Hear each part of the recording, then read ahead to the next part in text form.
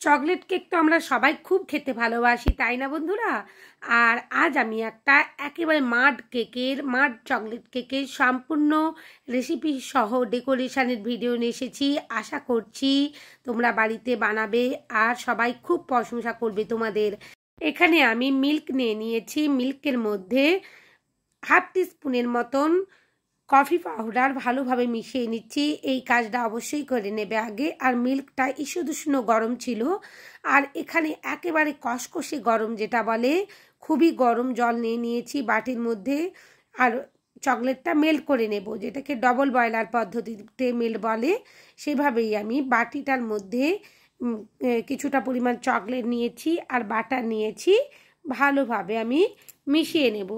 Butter আর chocolate melt করে নিতে হবে ভালো করে।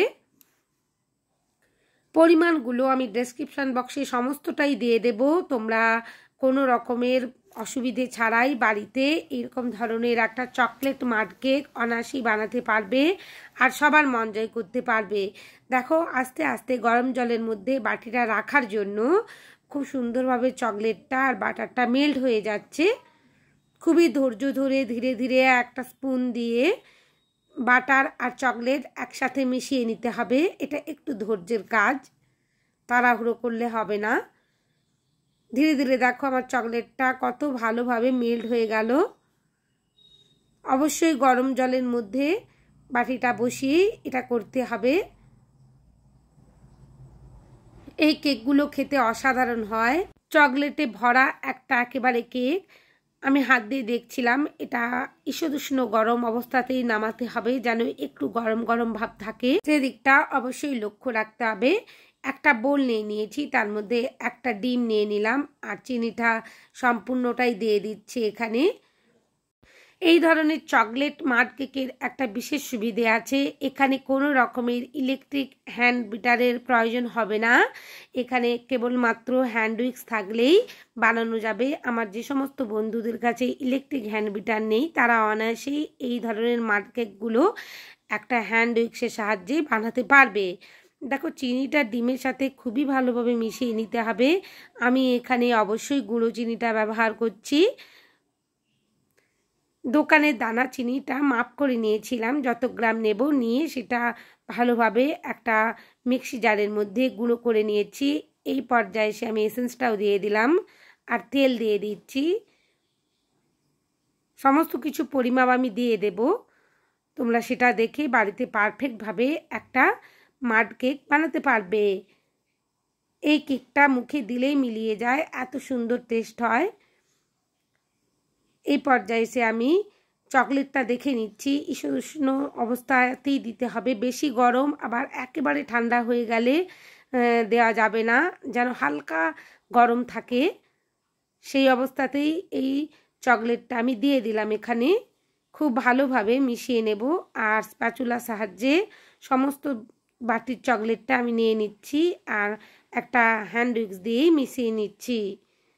খুব ভালোভাবেই মিশিয়ে নিতে হবে, এতটুকু যেন না কোনো রকমের লাম্পস থাকে। একটা স্মুথ ব্যাটার রেডি করতে হবে। আগে থেকে যে মিল্কটা আমি এখানে কফি পাউডার দিয়ে রেডি করে রেখেছিলাম, সেই কফি মেশানো মিল্কটা অর্ধেকটা দিয়ে দিলাম আর ভালোভাবে মিশিয়ে নিচ্ছি এখানে। কফি মেশানো মিল্কের সাথে চকলেটের যে মিশ্রণটা ভালো করে মিশিয়ে নিয়েছি। এরপর আমি সমস্ত ময়দাটা দিয়ে দিলাম। শুকনো উপকরণগুলো ধীরে ধীরে চেলে নিতে হবে। এখানে কোকো পাউডারটাও দিয়ে দিয়েছি। এরপর বেকিং পাউডার আর বেকিং সোডা দিয়ে দেব। বেকিং পাউডার দিয়ে দিচ্ছি এখানে। এরপর বেকিং সোডাটা দিয়ে দেব। সমস্ত কিছু শুকনো উপকরণগুলো অবশ্যই চেলে নিতে হবে। খুব ভালোভাবে আমি চেলে নিচ্ছি, দেখো।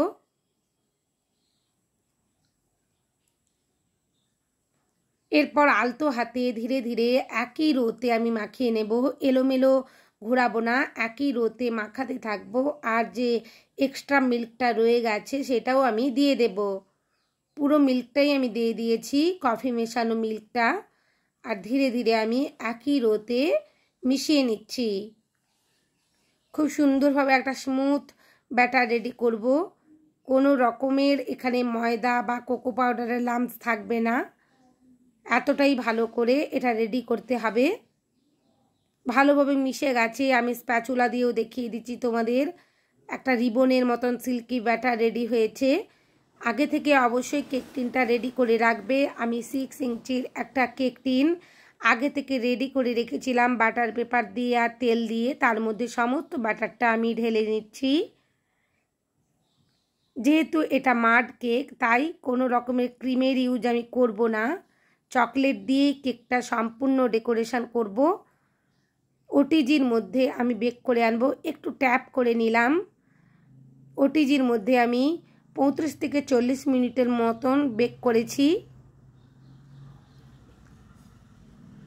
160 ডিগ্রি সেন্টিগ্রেডে তোমরা তোমাদের ওটিজির টেম্পারেচার অনুযায়ী টাইমটা সেট করে নেবে। দেখো ধীরে ধীরে উপরের অংশের আমি লেয়ারটা কেটে নিচ্ছি। এক্সট্রা যে লেয়ারটা ছিল সেটাই কেটে নিচ্ছি, কারণ এখানে চকলেট আছে, তো বেক হওয়ার সময় উপরের অংশে একটা লেয়ার আলতো মতন চকলেটের পড়ে যায়, সেটাই কেটে নিতে হবে। খুবই ধীরভাবে কেটে নিয়েছি। এরপর যেহেতু এটা মাড কেক, তাই উপর থেকে আমি চকলেট গানাশ, এখানে আমি 1:2 রেশিওতে চকলেট গানাশ বানিয়েছি। 50 গ্রাম চকলেটের সাথে 25 গ্রাম থেকে 30 গ্রামের মতন হুইপ ক্রিম মিশিয়ে আমি এখানে এই গানাশটা রেডি করেছি। গানাশটা খুব একটা লিকুইডও নয় বা ফ্লুয়েন্সিতেও পড়ছে না, একটা মাড বা কাদার মতন যেমন থাকে একটা চটচটে ভাব, সেভাবেই আমি রেখেছি। যেহেতু এটা মাড কেক, সেভাবে ফিনিশিংও করতে হবে না, কেবলমাত্র উপর থেকে এই চকলেট গানাশটা দিয়ে ভালোভাবে ফ্যালেন নাইফ দিয়ে স্প্রেড করে নিতে হবে, আর সাইডের অংশ থেকে চকলেটগুলো মাখিয়ে নিতে হবে কেকের মধ্যে। এখানে কোনো লেয়ার কাটও করতে হবে না, তোমরা চাইলে করতে পারো লেয়ার কাট করে, লেয়ারের মধ্যে একটু গানাশ দিতেই পারো। আমার মনে হচ্ছিল এমনিতেই এটা এত সুন্দর খেতে হবে। আর উপর থেকে যে চকলেটটা আমি দিচ্ছি, এটা মিল্ক কম্পাউন্ড চকলেট, অসাধারণ খেতে হয়। মিল্ক কম্পাউন্ড চকলেটটা আমি ডেকোরেশনের কাজে দিয়ে দিচ্ছি। এখানে প্যালেন নাইফ দিয়ে ধীরভাবে তুলে নিয়ে আমি একটা বোর্ডের মধ্যে কেকটা ট্রান্সফার করে নিলাম খুব সুন্দরভাবে। এবার সাইডের অংশ থেকেও আমি কিছুটা এখানে মিল্ক কম্পাউন্ড চকলেট দিয়ে ডেকোরেশন করে নেব। ডেকোরেশনটা নিজের উপর নির্ভর করবে কিভাবে আমি ডেকোরেশন করব, কেকটাকে সাজিয়ে প্রেজেন্ট করব। এটা আমি বাড়ির জন্যই বানিয়েছিলাম, অসাধারণ খেতে হয়। বাড়িতে অবশ্যই একবার বানিও। যে সমস্ত বন্ধুরা চকলেট খেতে ভীষণভাবে পছন্দ করো, বা বাড়ির বাচ্চারা তো সবসময় চকলেট খেতে পছন্দ করে, এই কেকটা অবশ্যই একবার ট্রাই করো। মুখে লেগে থাকার মতন একটা কেক। খুব সুন্দরভাবে আমার ডেকোরেশনটা করা হয়ে গেছে।